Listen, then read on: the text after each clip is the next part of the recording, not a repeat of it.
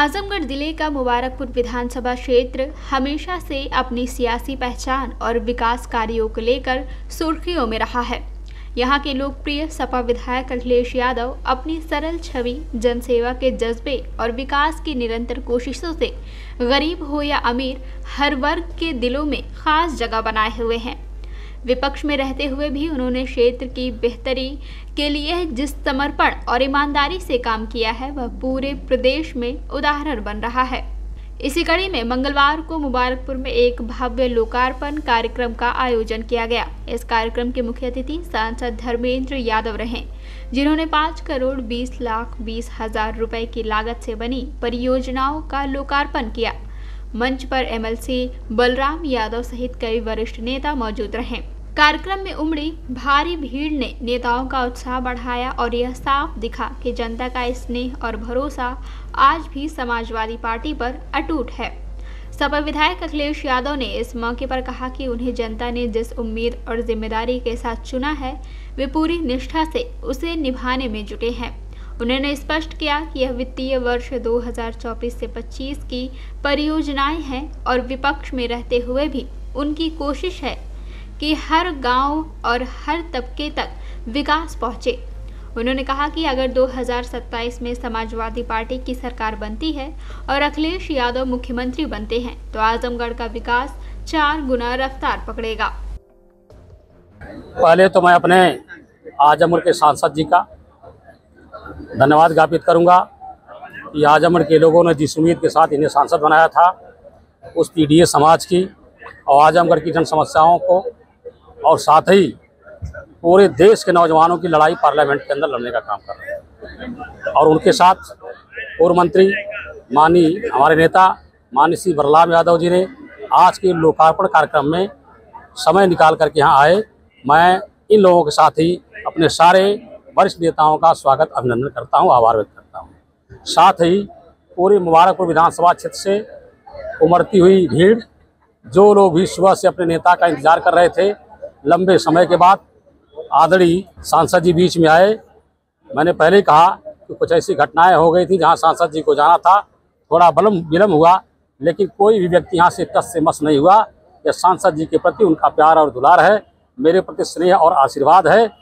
जो लोग भी आए हैं, मैं सबका दिल की गहराइयों से आभार व्यक्त करता हूँ, सबको प्रणाम करता हूँ।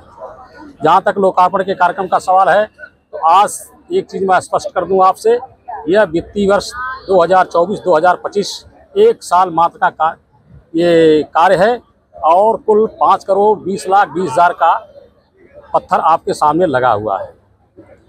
तो मैंने जिस उम्मीद के साथ, जिन जिम्मेदारियों के साथ लोगों ने मुझे चुना है, उन जिम्मेदारियों को पूरा करने में पूरे लगन के साथ लगा हूं।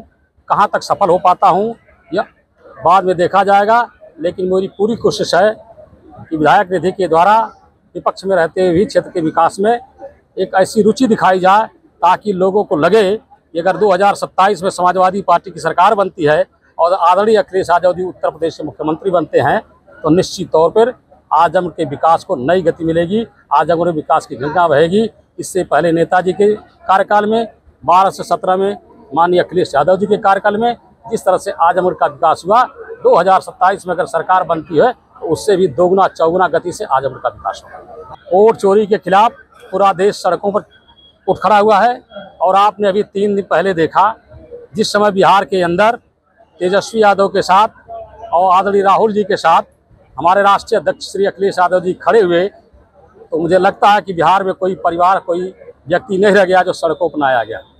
निश्चित तौर पर आदरणीय अखिलेश यादव जी आज देश के सबसे बड़े चेहरे बन करके निकले हैं पीडीए का, और पीडीए के सहयोग से देश में भी सरकार बदलेगी और उत्तर प्रदेश और बिहार में भी सरकार बदलेगी। सांसद धर्मेंद्र यादव ने भी विधायक अखिलेश यादव की तारीफ करते हुए कहा कि भाजपा सरकार की उपेक्षा के बावजूद केवल विधायक निधि, पूर्वांचल निधि से ही उन्होंने अब तक लगभग 52 से अधिक विकास कार्यों की नींव रखी। उन्होंने कहा कि विपक्ष में रहकर भी इतना व्यापक विकास कराना प्रदेश की राजनीति में मिसाल है।